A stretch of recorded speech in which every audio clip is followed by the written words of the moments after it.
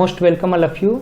आज हम पढ़ेंगे प्राचीन भारत का काल विभाजन एवं पाषाण काल, यानी स्टोन एज को आज हम पढ़ेंगे, समझने का प्रयास करेंगे कि स्टोन एज क्या था, स्टोन एज की क्या प्रासंगिकता है इतिहास में, इसे आज हम जानने का प्रयास करेंगे। देखिए, इतिहास के वर्गीकरण को समझने से पहले मानव के विकास को हमको समझने की आवश्यकता है। मानव का विकास कैसे हुआ, मानव का विकास कैसे हुआ। मानव का जो वर्तमान स्वरूप हमें आज दिखाई देता है, आप और हम, उसका विकास जो है क्रमिक रूप से हुआ है, एक निश्चित क्रम से हुआ है। मानव का विकास माना जाता है वानर, यानी सबसे पहले मानव जो है एक वानर के रूप में था, है ना। मानव जैसे प्राणी अथवा आदिम होमोनिड्स सबसे पहले हमको कहां देखने को मिलता है? अफ्रीका में देखने को मिलता है। मैंने कल आपको कंटिनेंट्स बताया था, अफ्रीका कंटिनेंट्स, अफ्रीका एक महाद्वीप है। तो सबसे पहला जो होमोनिड्स है, आदिम होमोनिड्स,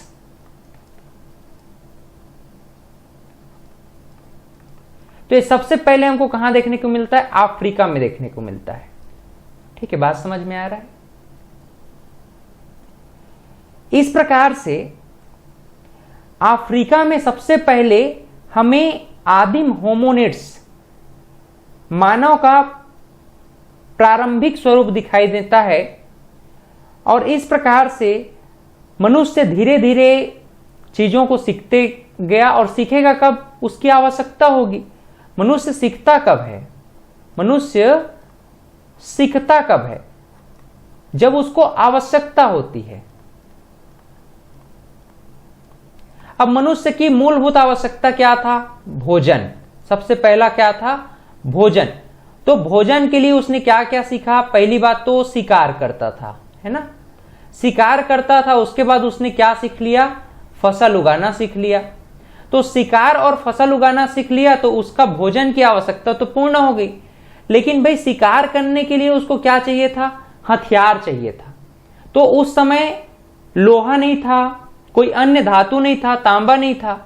तो पहले मनुष्य पत्थरों के औजार बनाते थे। इसी नाम से इतिहास का जो वर्गीकरण था, प्रागैतिहासिक काल, इसमें पाषाण काल या स्टोन एज की अपनी एक महत्वपूर्ण भूमिका मानी जाती है। तो प्रागैतिहासिक काल या प्री हिस्ट्रिक एज मानव की उत्पत्ति से 3000 ईसा पूर्व तक का जो काल क्रम चला है, उसे हम प्री हिस्ट्रिक एज कहते हैं, है ना। इस प्री हिस्ट्रिक एज में मुख्य रूप से हम देखते हैं कि व्यक्ति शिकार करता था और शिकार करके अपना पेट का पालन करता था। यानी कि इस काल की जो जानकारी है, प्रागैतिहासिक काल की जो जानकारी है, इसके द्वारा मनुष्यों के द्वारा जो वस्तुएं उपयोग की गई थी हथियार के रूप में, उसके जो साक्ष्य मिले हैं, उसी से हमको यहां की जानकारी मिलती है। तो हम बोल रहे थे आपसे कि भाई, मनुष्य को सीखना कैसे आता है? जब उसकी आवश्यकता होती है, जैसे कि भोजन की आवश्यकता है तो शिकार किया, फसल उगाया, तो धीरे धीरे उसकी भोजन की आवश्यकता पूर्ण होती चली गई। फिर अभी वर्तमान में आद्य ऐतिहासिक काल, फिर ऐतिहासिक काल की बात करते हैं, तो मनुष्य को वस्त्र की आवश्यकता है। तो वस्त्र के लिए उसने फसल उगाया, उसके बाद फिर फैक्ट्रियां लगाई, फैक्ट्रियां लगा के फिर वस्तु का उत्पादन करने लग गए, है ना। मतलब एक मैन्युफैक्चरिंग का काम प्रारंभ हो गया, विनिर्माण का कार्य प्रारंभ हो गया। और विनिर्माण के कार्य के प्रारंभ में उसकी आर्थिक जो दिनचर्या है या आर्थिक जो क्रियाविधि है, इकोनॉमिक एक्टिविटीज है, वो भी साथ साथ चलने लग गई। तो इस प्रकार से मनुष्य ने अपनी आवश्यकता को पूरा करने के लिए, अपने नीड्स को पूरा करने के लिए भोजन का तलाश किया, भोजन के लिए संसाधनों का तलाश किया, वस्त्र, और अंतिम में हम कहते हैं रोटी, कपड़ा और मकान, यानी रहने का स्थान। तो पहले शैलाश्रयों में रहा करते थे। शैलाश्रय मतलब गुफाओं में, पत्थरों से बनी गुफाओं में लोग रहा करते थे। फिर धीरे धीरे मानव एक समुदाय में रहने लग गए। तो समुदाय में रहने लग गए तो मिट्टी से, वहां के जो पेड़ पौधे हैं उनकी लकड़ियों से अपना एक निवास स्थान बनाने लग गए, वहीं पर खेती करना प्रारंभ कर दिए। इस प्रकार से मनुष्य का विकास एक क्रमिक ऑर्डर में हुआ है, ठीक है, एक सीक्वेंस में हुआ है। आई थिंक बात समझ में आ रहा होगा आपको।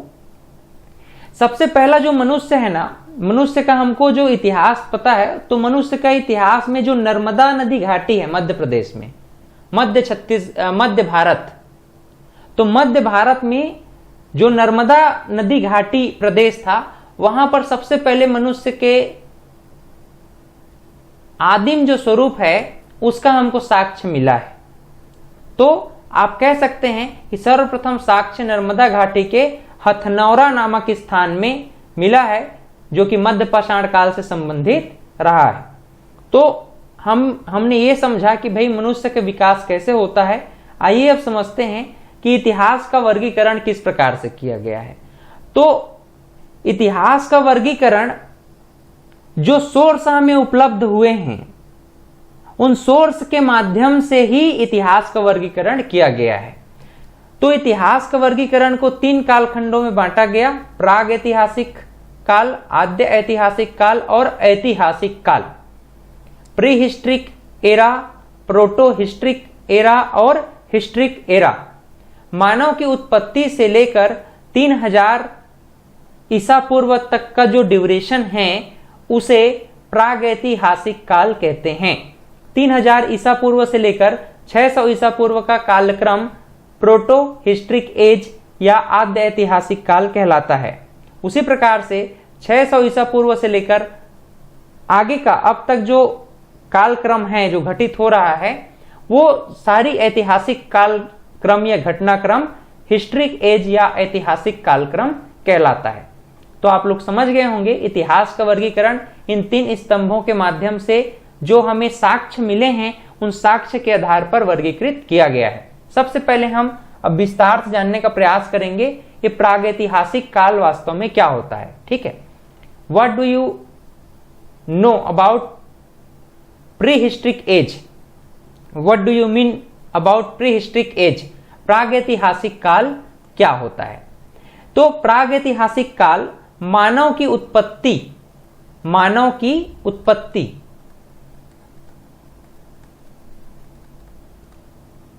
से लेकर 3000 ईसा पूर्व तक का जो कालक्रम है उसे हम प्रागैतिहासिक कालक्रम कहते हैं। इस काल की जानकारी का एकमात्र स्रोत उस समय के मानवों द्वारा प्रयोग में लाई गई वस्तुएं हैं। इस काल में मानव लेखन कला से अपरिचित था। यह प्रश्न आपको विशेष करके याद रहना चाहिए कि भाई प्रागैतिहासिक काल में क्या मनुष्य मानव लेखन का कार्य करता था? तो लेखन का कार्य नहीं करता था, लेखन कार्य से अपरिचित था। ठीक है, ये बात सबको समझ में आ गया। दूसरा, इस काल को प्रागैतिहासिक काल इसलिए कहते हैं क्योंकि इस समय का जो कालक्रम है वह लेखन कला से अपरिचित था। इस कारण से इसे हम प्रागैतिहासिक काल कहते हैं। भारतीय प्रागैतिहासिक इस उद्घटना को उजागर करने का श्रेय डॉक्टर प्राइम रोज को जाता है। ठीक है, इसके प्रणेता हैं डॉक्टर प्राइम रोज। नाम याद रख सकते हैं, प्राइम कहते हैं ना, प्राइम कहते रहते हैं, और रोज, प्राइम देखो रोज। आजकल तो प्राइम वीडियो भी आता है, और आप जो देख रहे हैं अभी हमारा क्लास, ये भी एक प्राइम वीडियो ही है। तो प्राइम रोज, आप रोज देखो क्लास, तो प्राइम रोज।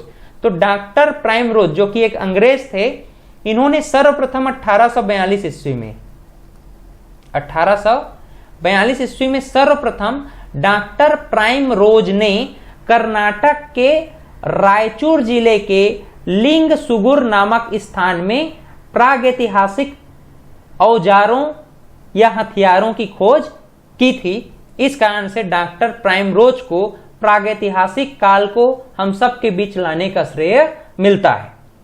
तो ये बात सबको समझ में आ गया कि भाई प्रागैतिहासिक काल क्या था।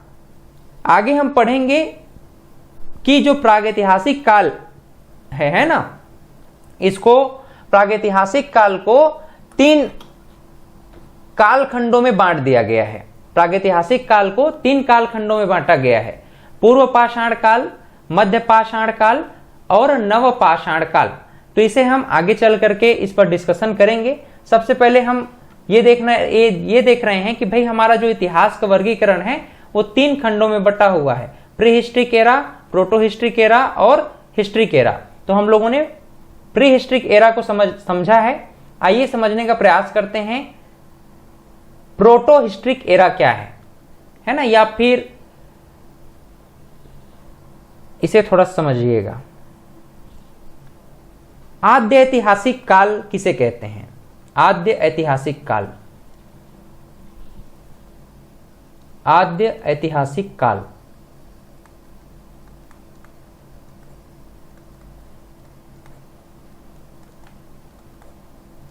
तो आद्य ऐतिहासिक काल जिसे हम क्या कह रहे हैं? प्रोटो हिस्ट्रिक एज कह रहे हैं, प्रोटो हिस्ट्रिक एज कह रहे हैं। तो प्रोटो हिस्ट्रिक एज का कालक्रम हमने आपको बताया 3000 ईसा पूर्व से 600 ईसा पूर्व। 3000 ईसा पूर्व से लेकर के 600 ईसा पूर्व का जो कालक्रम है उसे हम आद्य ऐतिहासिक काल कहते हैं।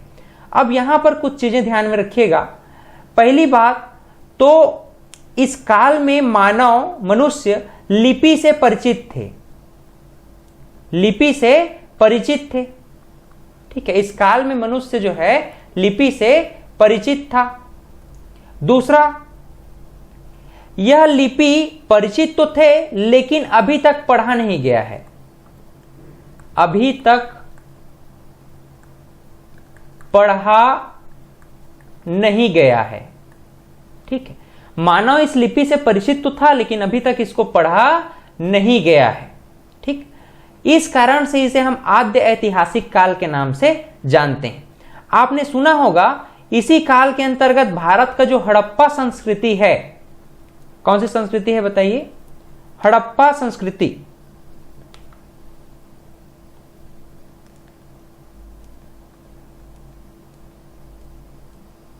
देखिए, हड़प्पा संस्कृति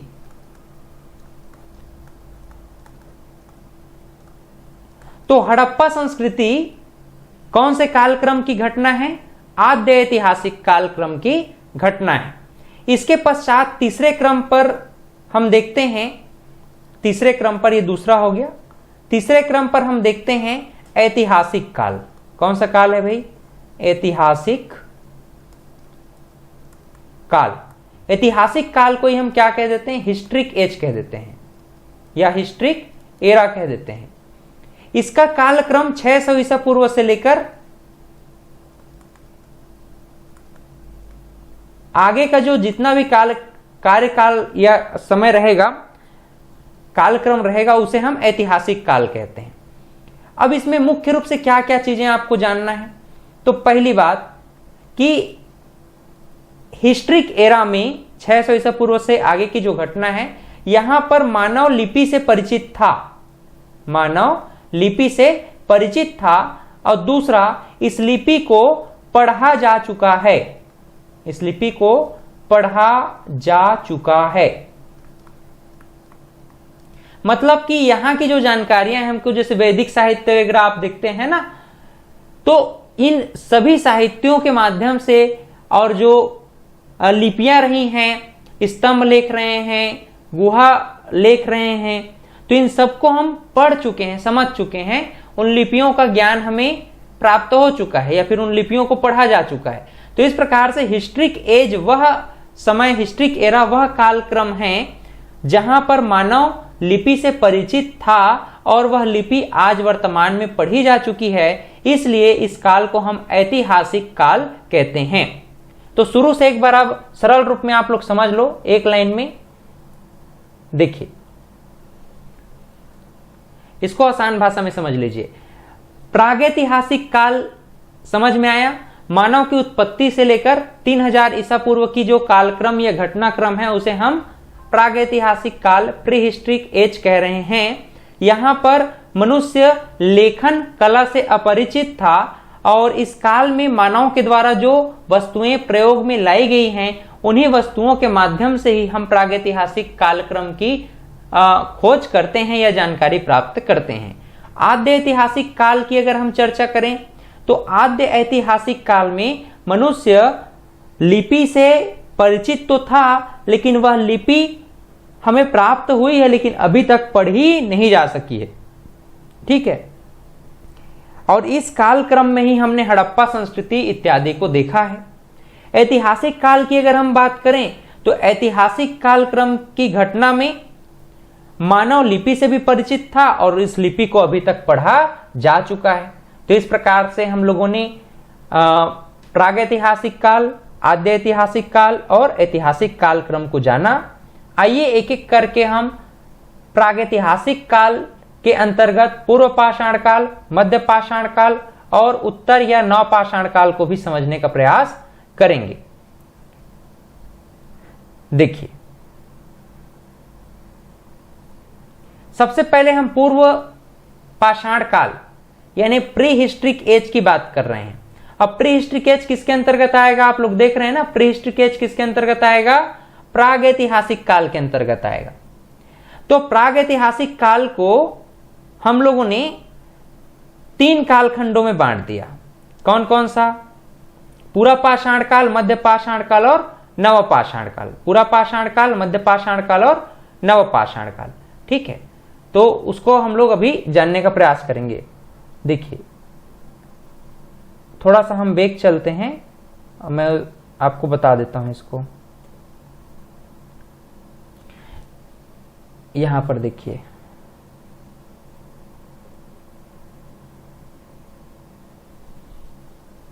देखो प्रागैतिहासिक काल का विभाजन, प्रागैतिहासिक काल का विभाजन।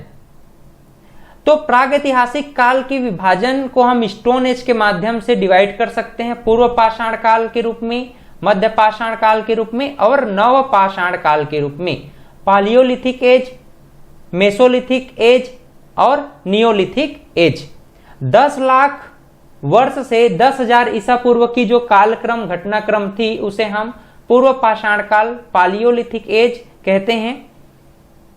10,000 ईसा पूर्व से 7,000 ईसा पूर्व का जो कालक्रम है वह मेसोलिथिक एज या मध्य पाषाण काल के नाम से जाना जाता है।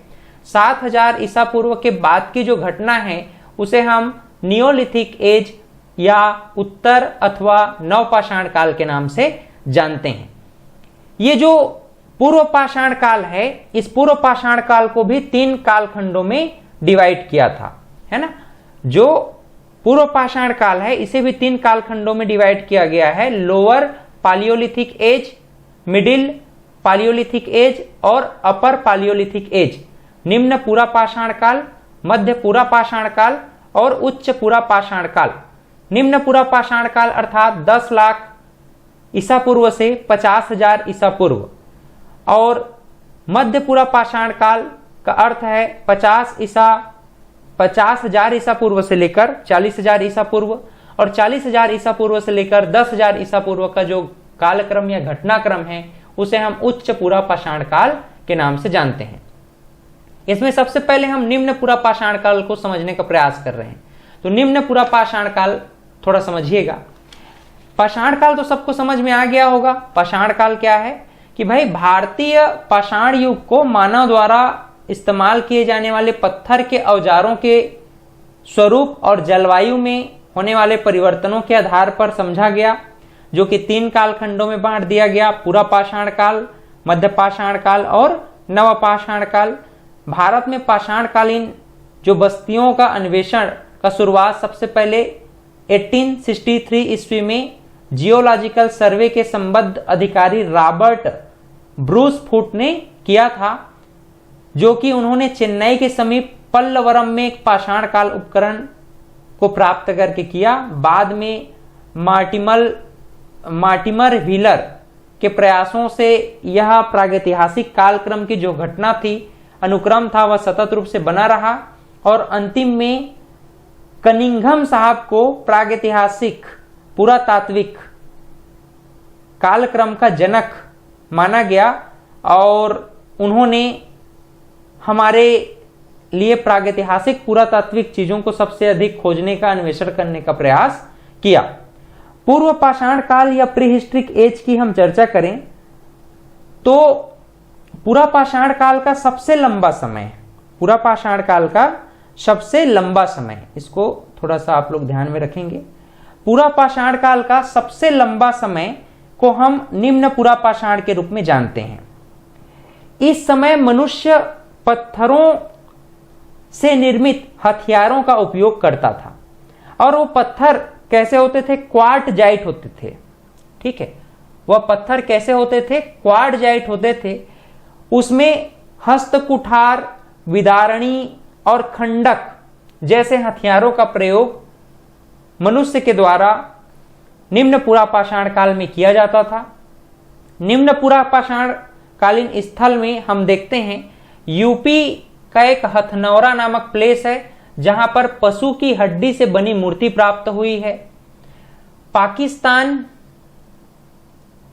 पंजाब में एक सोहन घाटी नामक प्लेस है जहां पर सबसे पुराना हस्तकुठार हमें प्राप्त हुआ है। मध्य प्रदेश की बात करें तो मध्य प्रदेश में हथनौरा नहीं, मध्य प्रदेश में हथनौरा नहीं है, ये इसको थोड़ा ध्यान में रखिएगा, नर्मदा घाटी कहिएगा इसको। ठीक है, नर्मदा घाटी नामक प्लेस है। नर्मदा घाटी में हमको सबसे पुराना जीवाश्म यहां पर देखने को मिला है। ठीक, तो इसको हम क्या बोलते हैं? नर्मदा घाटी कहते हैं। या सोहन घाटी, नर्मदा घाटी, असम की घाटी, बेलन घाटी प्रमुख प्लेसेस हैं। तो यूपी का हथनौरा पशु की हड्डी से बनी मूर्ति, मध्य प्रदेश में नर्मदा घाटी हाथी का सबसे पुराना जीवाश्म देखने को मिल रहा है। पल्लावरम है ना, पुरातात्विक औजार और कुल्हाड़ी संस्कृति हमको यहां पर देखने को मिलती है। तो ये प्रमुख प्लेसेस हैं जो आपको विशेष करके ध्यान में रखना पड़ेगा। ठीक है, मध्य पाषाण काल की अगर हम बात करें, पूरा पाषाण काल के अंतर्गत मध्य पूरा पाषाण काल जो 50,000 ईसा पूर्व से 40,000 ईसा पूर्व के कालक्रम को कहा जाता है। तो मध्य पूरा पाषाण काल में सल्क उपकरणों की प्रधानता बढ़ गई थी तथा कच्चे माल के रूप में क्वार्टजाइट के स्थान पर चर्ट और जैस्पर प्रमुख हो गया था। इस काल में फलकों की सहायता से, किसकी सहायता से? फलकों की सहायता से बेधनी, छेदनी, खुरचनी आदि उपकरण बनाए जाते थे। फलकों की अधिकता के कारण ही मध्य पूरा पाषाण काल को फलक संस्कृति के नाम से भी जाना जाता था। इस प्रकार से हम कह सकते हैं कि भाई यह जो है गोदावरी नदी के तट पर इसका मुख्य रूप से मध्य पूरा पाषाण काल है। ये गोदावरी नदी के तट पर इसका मुख्य रूप से हमको उद्भव देखने को मिलता है। ठीक है, गोदावरी नदी मतलब इस प्रकार इस एरिया को हम गोदावरी नदी कह रहे हैं, याद रखिएगा। इसके बाद हम देखेंगे उच्च पूरा पाषाण काल। उच्च पूरा पाषाण काल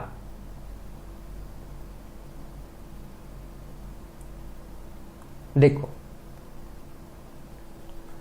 40,000 ईसा पूर्व से 10,000 ईसा पूर्व को हम उच्च पूरा पाषाण काल के नाम से जानते हैं। उच्च पूरा पाषाण काल आधुनिक मानव अर्थात होमोसेपियंस के अस्तित्व का युग था। होमोसेपियंस का अस्तित्व का युग कौन सा था? अपर पालियोलिथिक एज, उच्च पूरा पाषाण काल। इस काल में मानव उपकरणों के निर्माण में हड्डी, हाथी दांत एवं सींगों का प्रयोग करने लग गया था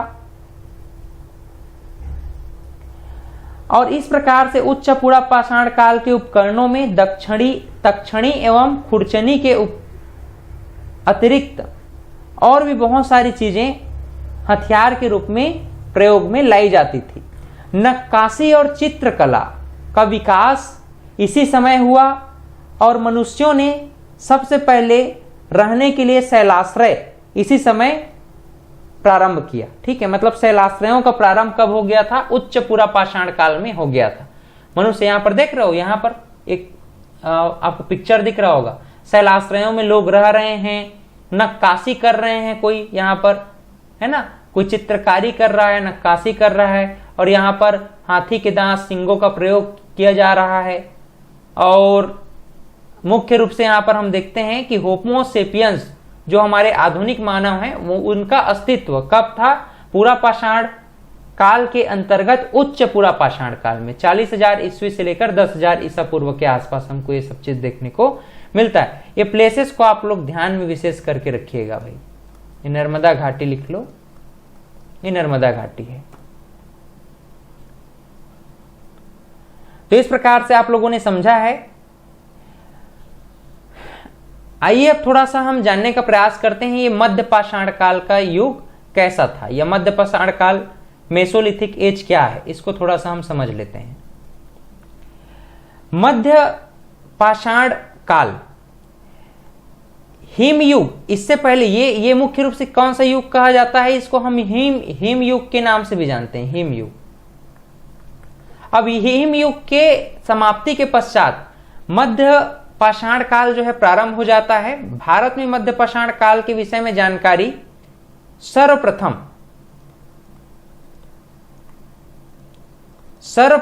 1867 ईस्वी में 1867 ईस्वी में एल कार्लाइल के द्वारा विंध्य क्षेत्र में किया गया। एल कार्लाइल, CL कार्लाइल बोलते थे इनको। कौन से क्षेत्र में? भारत का जो विंध्य क्षेत्र है, विंध्य, तो भारत के विंध्य क्षेत्र मतलब मध्य प्रदेश का जो एरिया है, मध्य भारत है, यहां पर लघु पाषाण खोजे गए। क्या खोजे गए? लघु पाषाण खोजे गए। लघु मतलब छोटे पत्थर, लघु मतलब छोटे पत्थर, लघु पाषाण। तो लघु पाषाण 1867 ईस्वी में CL कार्लाइल के द्वारा मध्य पाषाण काल की खोज की गई थी, जो कि विंध्यन क्षेत्र में लघु पाषाण सबसे पहले इन्होंने प्राप्त किया।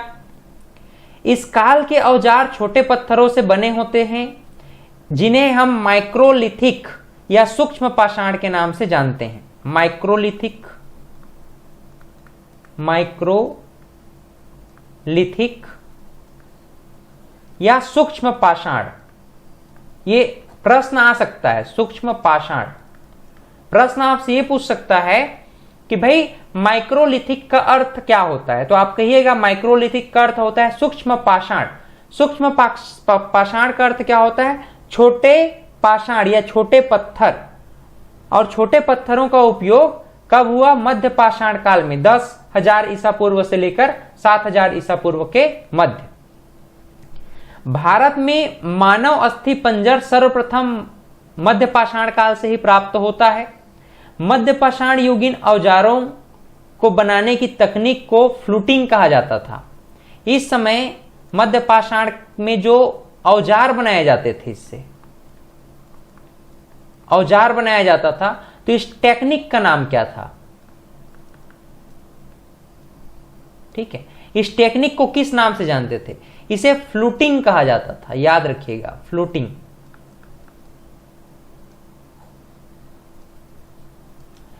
तो मध्य पाषाण काल में लघु पाषाण के रूप में माइक्रोलिथिक अर्थात सूक्ष्म छोटे छोटे पत्थरों का उपयोग किया जाता था। छोटे छोटे पत्थरों को औजार बनाने की जो टेक्नोलॉजी थी इनकी, उसे फ्लूटिंग का नाम दिया जाता है। और इस प्रकार के जो टेक्निक्स हैं, इन टेक्निक्स के माध्यम से सूक्ष्म औजार का ज्यामितीय रूप बनाया जाता था। ज्यामितीय होती थी इनकी जो आकृतियां थी, वो कैसी थी? जियोमेट्रिकल थी। कैसी थी भाई? जियोमेट्रिकल थी, ज्यामितीय थी। और इस ज्यामिति मुख्य रूप से इसमें ब्लेड का निर्माण, ब्लेड के अलावा क्रोड का निर्माण, क्रोड के अलावा जो है त्रिकोण व नवचंद्राकार, त्रिकोण और नवचंद्राकार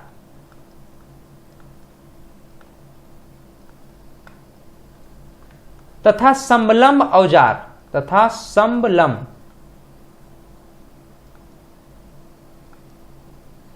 ये जो है औजार मुख्य रूप से बनाए जाते थे। ठीक है, बात आपको समझ में आ गया होगा। कभी भूलना मत, ये प्रश्न बहुत ही इंपॉर्टेंट हो सकता है कि माइक्रोलिथिक क्या है। तो माइक्रोलिथिक छोटे छोटे औजार हैं पत्थरों के बने हुए, जो कि लघु पाषाण के नाम से जाने जाते थे। विंध्यन क्षेत्र में सर्वप्रथम ऐसे पत्थरों की खोज C.L. कार्लाइल ने 1867 में करी थी, जो कि मध्य पाषाण काल या मेसोलिथिक एरा 10,000 से 7,000 ईसा पूर्व को दर्शाता है। यहां जो लघु पाषाण के औजार बनाने की टेक्निक है, उस टेक्निक को फ्लूटिंग कहा जाता था, और इस टेक्निक में ज्यामितीय आकृतियों के रूप में ब्लेड, क्रोड, त्रिकोण, नवचंद्राकार, समलंब इत्यादि जो हथियार है या फिर जो आकृतियां हैं वो बनाई जाती थी।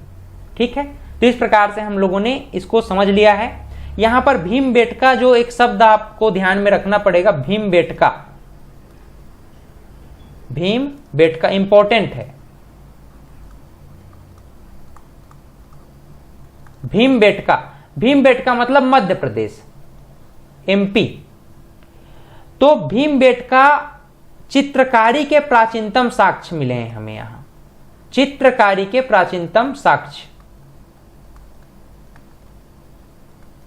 चित्रकारी के प्राचीनतम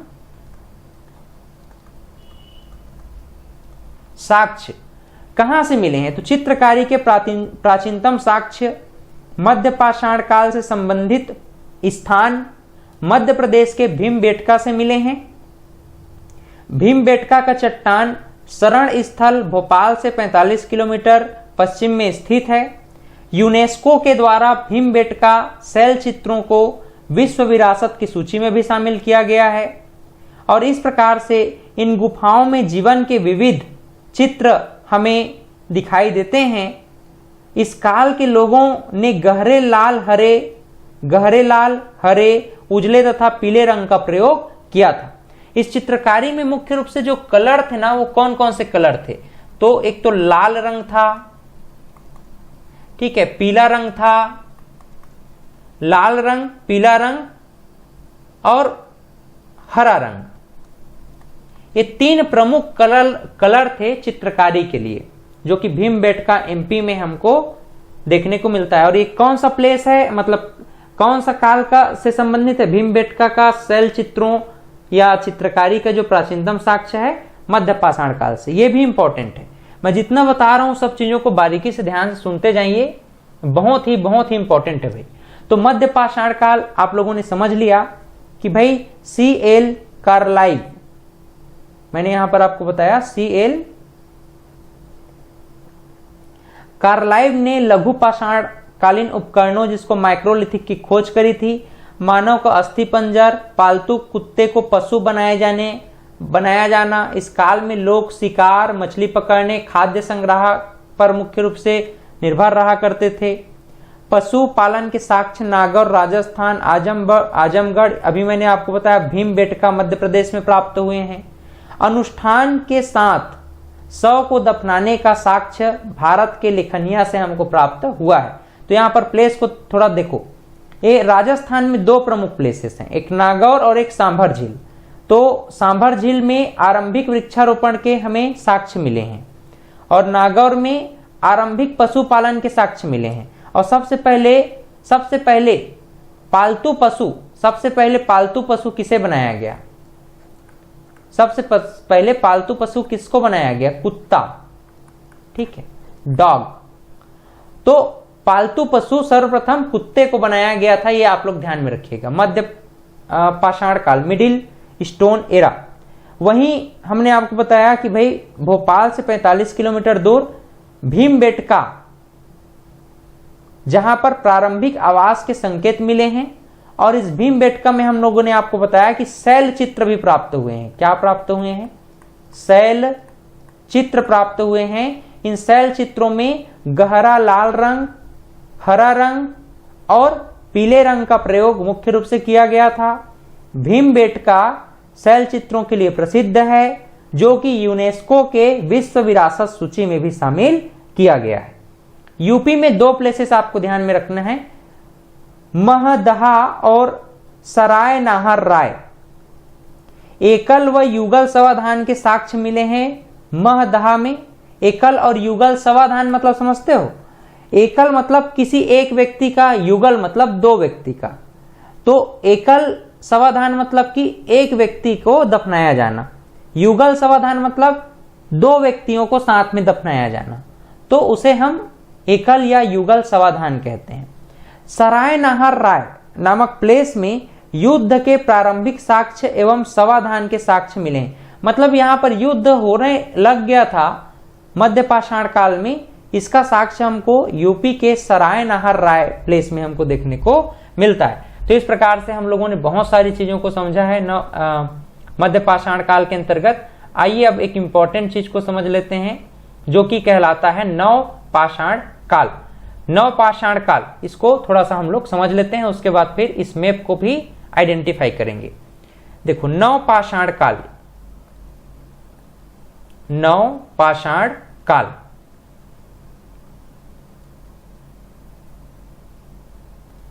नव पाषाण काल।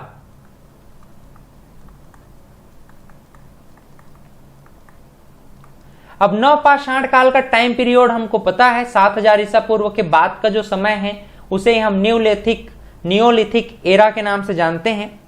पहला नव पाषाण काल स्थल, पहला नव पाषाण काल स्थल 1860 ईस्वी में, 1860 ईस्वी में H.C. मैस्यूरर के द्वारा किया गया था। H.C. मैस्यूरर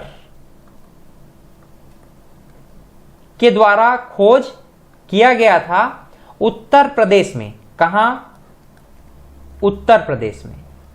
तो नव पाषाण काल में सर्वप्रथम खोज 1860 ईस्वी में H.C. मैस्यूरर के द्वारा यूपी में किया गया। नव पाषाण या नियोलिथिक शब्द का प्रयोग, नव पाषाण काल या नियोलिथिक शब्द का प्रयोग, शब्द का प्रयोग 1865 ईस्वी में सर्वप्रथम किसने किया था? सर जॉन लुबाक ने, सर जॉन लुबाक ने किया था। नियोलिथिक एज या नवपाषाण काल शब्द का सर्वप्रथम प्रयोग 1865 ईस्वी में सर जॉन लुबाक ने किया था, लेकिन नवपाषाण काल का सर्वप्रथम खोज उत्तर प्रदेश में H.C. मैस्यूरर के द्वारा 1860 में कर ली गई थी। पुरातत्वविद मिल्स बुर्किट के अनुसार पशुओं को पालतू बनाना, कृषि व्यवहार का प्रथम प्रयोग, घिसे तथा पालिशदार पत्थर के औजार एवं मृत भांडों का निर्माण नवपाषाण काल की प्रमुख विशेषता मानी जाती है। ठीक है, यहां पर अब आइए प्रमुख प्लेसेस को हम थोड़ा सा आइडेंटिफाई भी कर लेते हैं। नवपाषाण काल आप लोग को पता है कि भाई सर जॉन लुबाक ने 1865 में किया था, लेकिन हमने आपको यह भी बताया कि इसका खोज सर्वप्रथम 1860 में H.C. मैस्यूरर ने कब किया था? 1860 में उत्तर प्रदेश में किया था। यूपी से दो प्लेसेस आपको ध्यान में रखिएगा। There are two places in UP, देखते जाइए।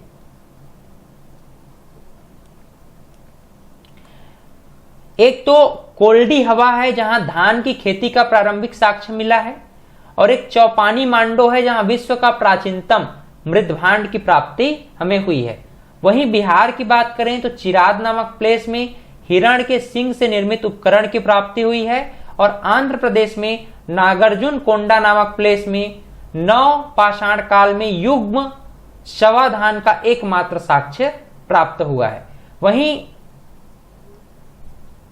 वहीं अगर हम बात करें जम्मू एंड कश्मीर की, ये इसको थोड़ा सा चेंज कर लीजिए, जम्मू एंड कश्मीर होगा ये, जम्मू एंड कश्मीर।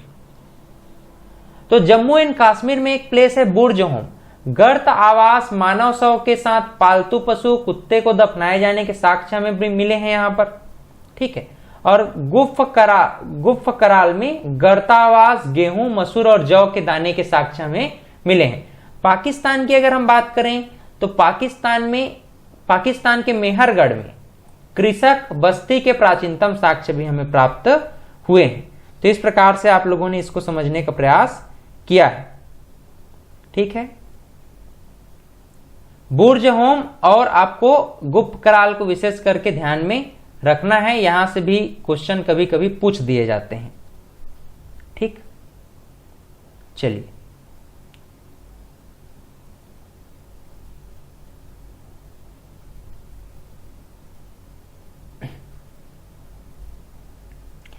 अच्छा, इसके बाद हम जानने का प्रयास करेंगे भाई, यहां पर कुछ चीजों को और देख लो। नवपाषाण काल में कि धान की खेती के प्राचीनतम साक्ष्य हमें मिले हैं, गौशाला के साक्ष्य मिले हैं, हड्डियों के उपकरण मिले हैं, मृदभान के प्राचीनतम साक्ष्य मिले हैं, पालतू पशु को अपने मालिक के साथ दफनाए जाने के साक्ष्य मिले हैं। इसी काल में कुंभकारी प्रमुख स्थल बुर्ज होम, गुप्त कराल कश्मीर तथा मेहरगढ़ पाकिस्तान में मिले हैं। मैंने आपको बताया यहां पर बुर्ज होम, गुप्त कराल स्पेशली है ना। अग्नि का उपयोग करना सर्वप्रथम मानव ने कब सीखा था? आग का उपयोग करना मनुष्य ने कब सीखा? ये एग्जाम में एक बार नहीं, फ्रीक्वेंटली पूछा जाने वाला प्रश्न है, जो वन डे एग्जाम होता है वहां पर आपको नियो स्टोन एज यानी नवपाषाण काल से संबंधित एक प्रश्न निश्चित रूप से पूछा जाता है कि मनुष्य ने आग का उपयोग करना कब सीखा। वो तो पूरा पाषाण काल में भी आग से परिचित हो चुके थे, है ना, लेकिन आग का उपयोग करना मनुष्य ने कब सीखा? तो नवपाषाण काल, नियो स्टोन एज में मनुष्य ने आग का उपयोग करना सर्वप्रथम सीखा था, ठीक है। इसके बाद हम जानने का प्रयास करेंगे ताम्रपाषाण कालीन संस्कृति क्या है, ठीक है। ताम्रपाषाण कालीन संस्कृति क्या है, जिसे हम कैल्कोलिथिक एरा या कैल्कोलिथिक पीरियड के नाम से भी जानते हैं। मानव ने सर्वप्रथम तांबा धातु का प्रयोग किया था, बात सभी लोग को ध्यान में रहना चाहिए। मनुष्य ने सबसे पहले लोहे का नहीं, तांबे का सर्वप्रथम उपयोग किया था।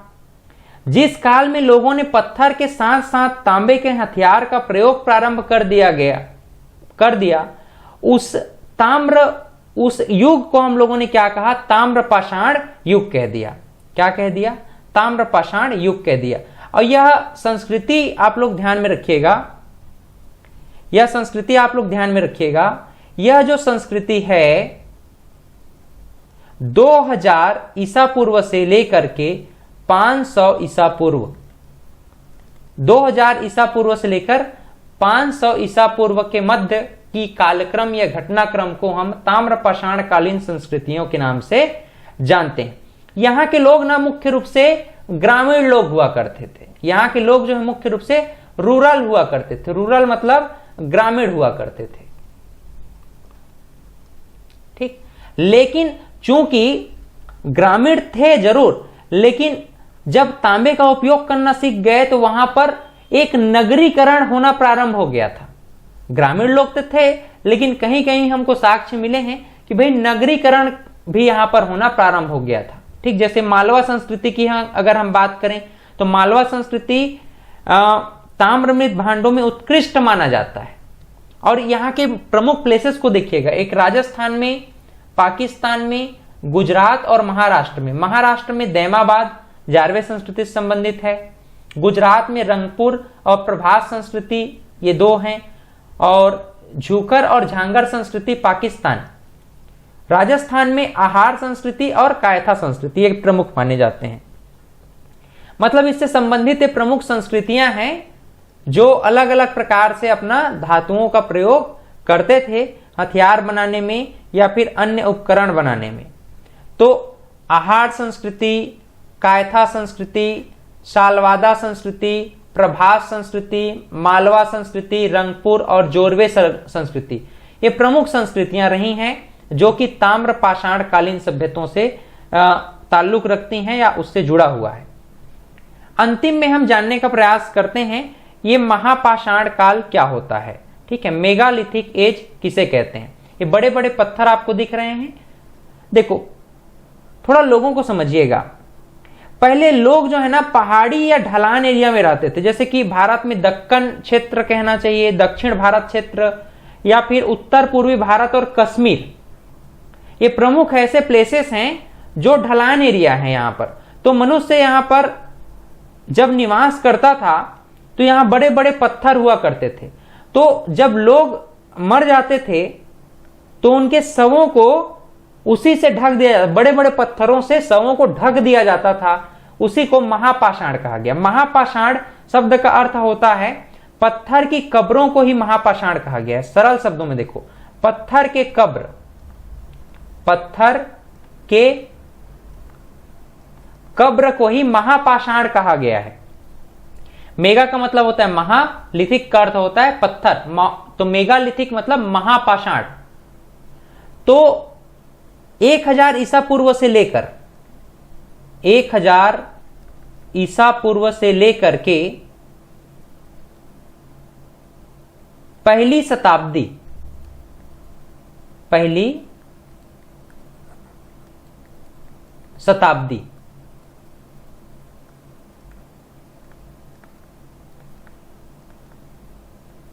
ठीक है, 1000 ईसा पूर्व से लेकर पहली शताब्दी ईसा पूर्व तक की जो घटना है या कालक्रम में हमको जो महापाषाण देखने को मिला है उसको हम मेगालिथिक एज के नाम से जानते हैं। मेगालिथिक संस्कृति किसी एक संस्कृति नहीं बल्कि अनेक संस्कृतियों का समूह था। पत्थरों के कब्रों को महापाषाण कहा जाता था।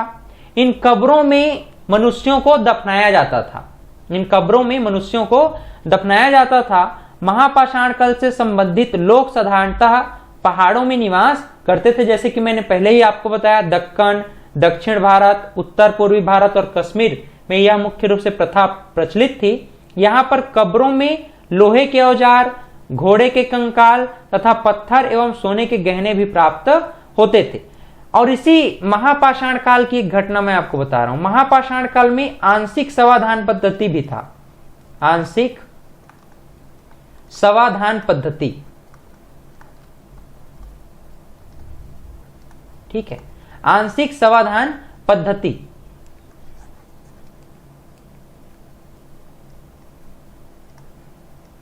तो देखो आंशिक समाधान पद्धति ये क्या है?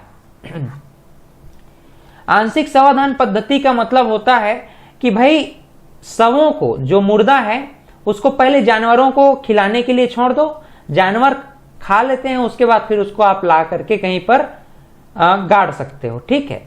तो इसको कहा जाता है आंशिक समाधान पद्धति। तो ये पद्धति भी महापाषाण काल में प्रचलित था। महापाषाण काल के स्थलों को दो भागों में विभाजित किया जा सकता है, प्रायद्वीपीय भारत, जूना पानी महाराष्ट्र और तमिलनाडु में, और गैर प्रायद्वीपीय भारत मतलब बलूचिस्तान, कराची और फतेहपुर सिकरी इत्यादि प्लेसेस में। प्रायद्वीपीय मतलब महाराष्ट्र और तमिलनाडु, ये प्रायद्वीपीय क्षेत्र है ना, समुद्र किनारे के क्षेत्र हैं। तो यहां पर भी यह प्रथा थी। और गैर प्रायद्वीपीय भारत जहां पर समुद्र का कोई किनारा नहीं है, जैसे कि बलूचिस्तान, कराची, खेड़ा इत्यादि प्लेसेस, वहां पर भी हमको ये सारी चीजें देखने को मिलती हैं।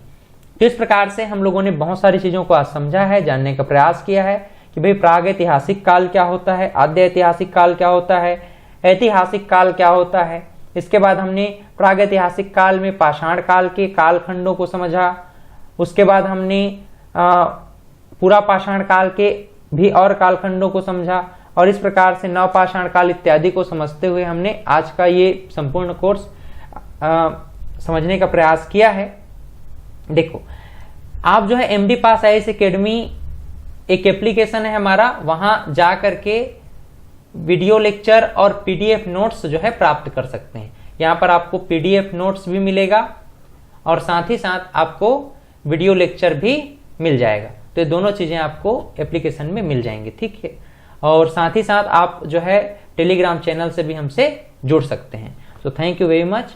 इसी तरह से आप लोग पढ़ते रहें, आगे बढ़ते रहें। So thank you very much, I love you again.